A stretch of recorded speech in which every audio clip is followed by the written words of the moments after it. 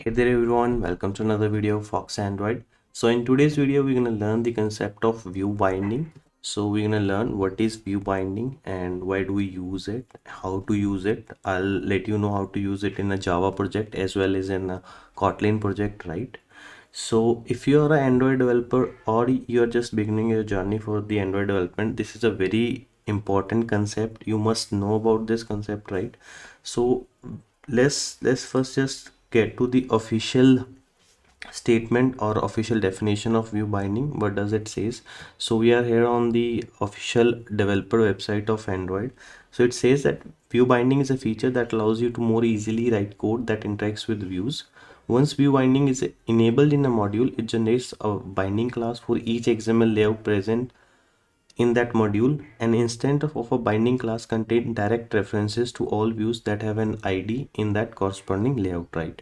I know that this statement doesn't clear all the things about view binding. So, but the essence is that we use find view by ID to refer to the views in our Java or a Kotlin class. So we use the method find view by ID. So it's gonna replace that find view by ID, right? This view binding concept will replace all the this method that we use to refer the views, that will be replaced with the help of view binding.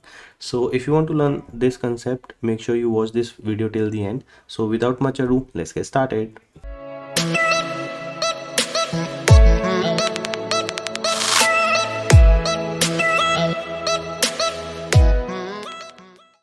So guys, if you're new to this channel, make sure to hit that subscribe button and press the bell notification icon for receiving notification of the upcoming videos. And by the end of the video, if you like the video, make sure to hit that thumbs up button as well. So let us first see that why should we implement view binding or why should we learn view binding, right? So the very first thing is that this find view by ID will be deprecated in the future, right? So we must migrate to the new method that is being used in the market or that has been introduced, right? We should learn that before it is deprecated, right? So to explain this view binding, let us see the traditional way of referring to the views. For example, I have this login button, right? If I just go to a split window, if I have this login button and the ID for that is button login. So if I want to refer it to my Java class, what we used to do is we'll create a button variable. For example, button, I just name it as button login.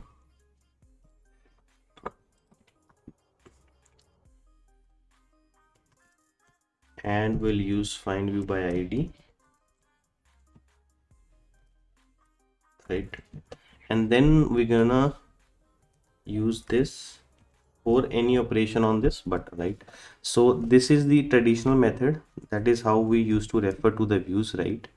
So but what is the demerit of this is, so for example, if we have like 100 views in this single activity, right? So we have to refer we have to write 100 variables and we have to write this code 100 times for referring it to the for referring to the views, right? So but we can do mistakes in that because the larger the code, the larger are the chances of doing the mistake.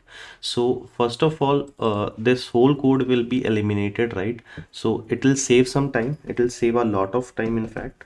The second thing is the code will, there will be lesser code on our backend, right? So this is the traditional method, this is what we used to do.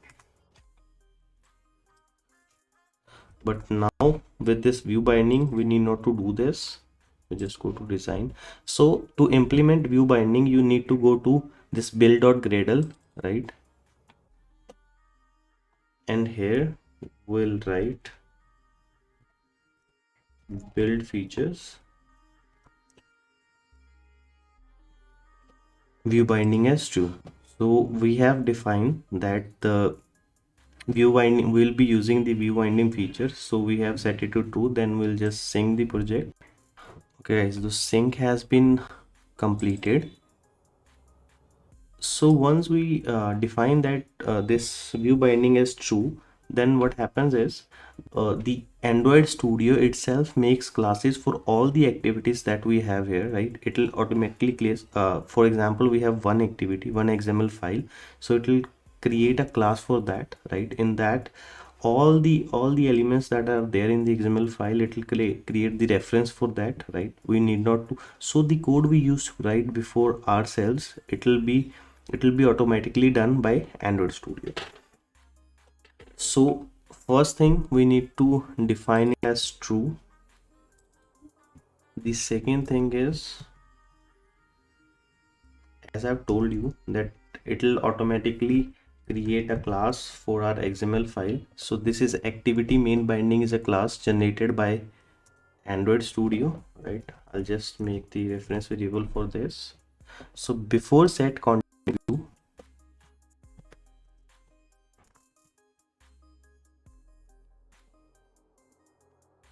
so we have to inflate the view, right?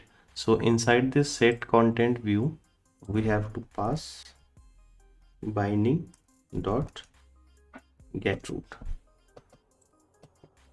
So that is all we need to do. For example, I have these 4 elements in this XML file. So to refer to these, I simply write binding dot.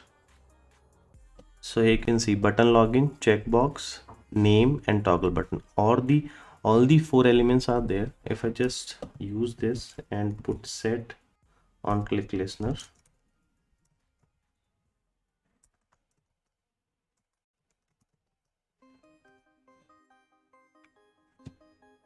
so rest of the things will be same. Now I need not to declare all the reference variables and use find view by id. Simply using binding dot, all the elements that are present in the XML file can be used, can be referred to, right? Then we can use all the operations that are there. So the other benefit for this is the null safety. What is null safety? For example, for this button, if I use this button login, and here if I use button login, if I forgot to use find view by id, then it will give a null pointer exception, right? So because I haven't used find view by id, so it doesn't point to anything, so null pointer exception will be thrown.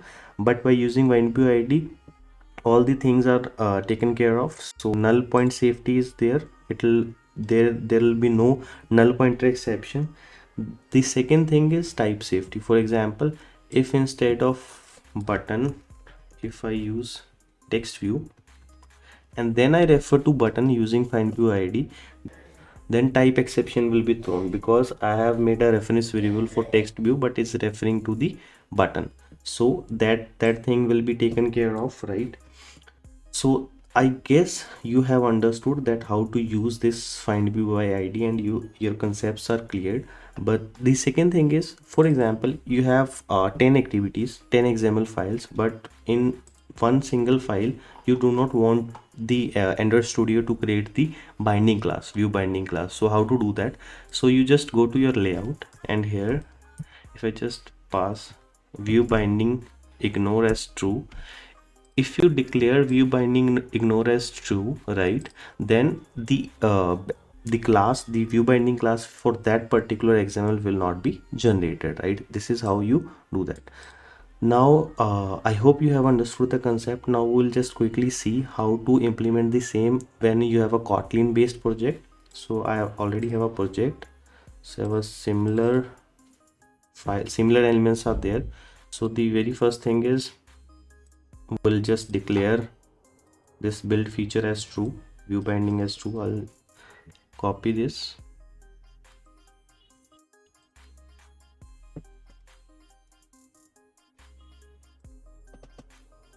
so okay, once the sync has been completed, we'll just go to our main activity Kotlin file, right?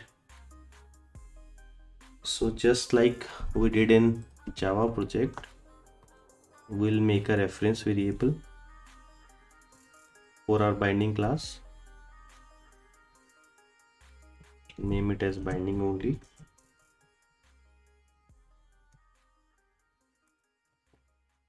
right? So guys, make sure that you refer to this variable before send content view, otherwise it will give a null point exception, right? Because we have to refer to this before we use binding.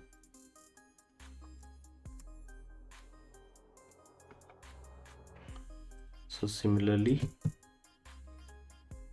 we'll pass binding dot root.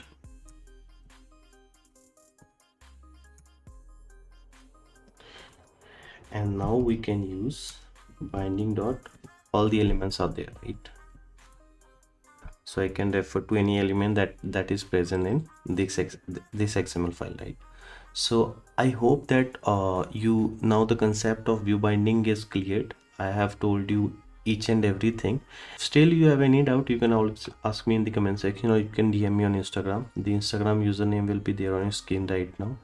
And if you are new to this channel or you haven't subscribed to this channel, make sure to hit that subscribe button and press the bell notification icon for receiving the notification of the upcoming videos. So that was it for today's video. See you in another video. Bye.